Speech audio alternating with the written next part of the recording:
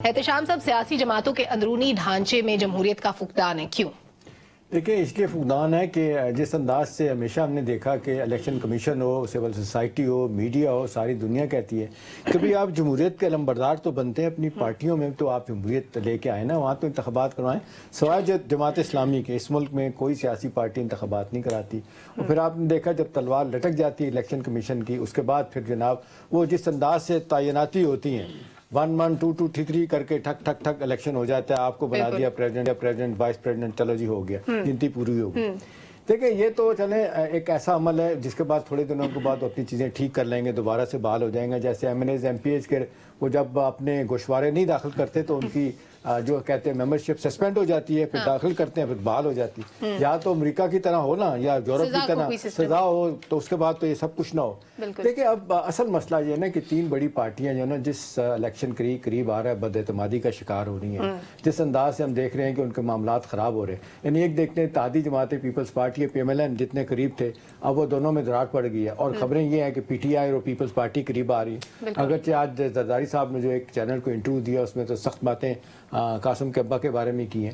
وہ بھی مجھے لگتا ہے کہ وہ والد صاحب صاحبزادے جس انداز سے انہوں نے نشانے پر رکھا ہے نواز شریف صاحب کو، وہ یہ چاہتے ہیں کہ ٹھیک ہے الیکشن کے بعد جو اسکیم آف تھنک بننی ہے اس میں میرے مختلف حلقوں کے ساتھ تعلقات ٹھیک ہونے چاہیے، کیونکہ بعد میں جو سینیریو بلڈنگ ہوگی پتہ چلے گا کون کہاں کھڑا ہے. بالکل ٹھیک. دیکھیں پی ٹی آئی کے لیے ایک سارے معاملے کو ریلیف ہے جو پشاور ہائی کورٹ کی طرف سے بڑا سخت قسم کا انہوں نے کہا ہے کہ حکومت، عبوری حکومت اور الیکشن کمیشن فیل ہو گئے ہیں، وہ ون سائیڈڈ باتیں کر رہے ہیں، باقی چند لوگوں کو جلسے جلوس کی اجازت ہے، پی ٹی آئی کو کیوں نہیں ہے. اب اصل سوال یہ ہے کہ جی اب جب کہ الیکشن کی ہم دیکھ رہے ہیں کہ غبار چھٹ گئی ہے، الیکشن 8 فروری کو ہونے کے جا رہے ہیں، لوگ ابھی بھی سوالات کر رہے ہیں. مجھے یاد آ رہا ہے ڈاکٹر صاحب 1977 میں ضیاء الحق سے پوچھا گیا کہ جنرل صاحب الیکشن کب کرائیں گے؟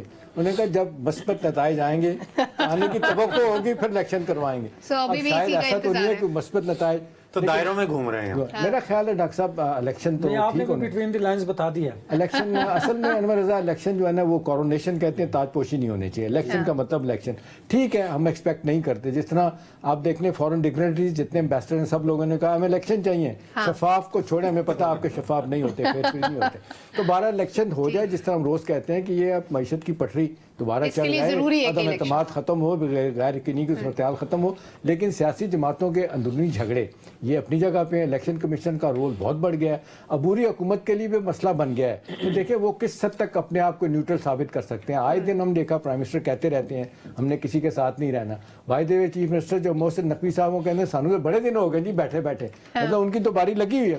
اب دیکھنا ہے پنجاب میں بیٹل گراؤنڈ بننے جا رہا ہے، وہاں پہ کیا صورتحال ہوگی. لیکن چیزیں جس طرح شیپ اپ ہو رہی ہیں لگتا ہے الیکشن ہوگا، اس کے بعد اس الیکشن ہوگا. اور اس کے لیے آج الیکشن کمیشن نے بھی کہہ دیا ہے کہ ہم پوری طرح سے تیار ہیں. 30 نومبر تک حلقہ بندیوں کی فہرست شائع کر دی جائے گی.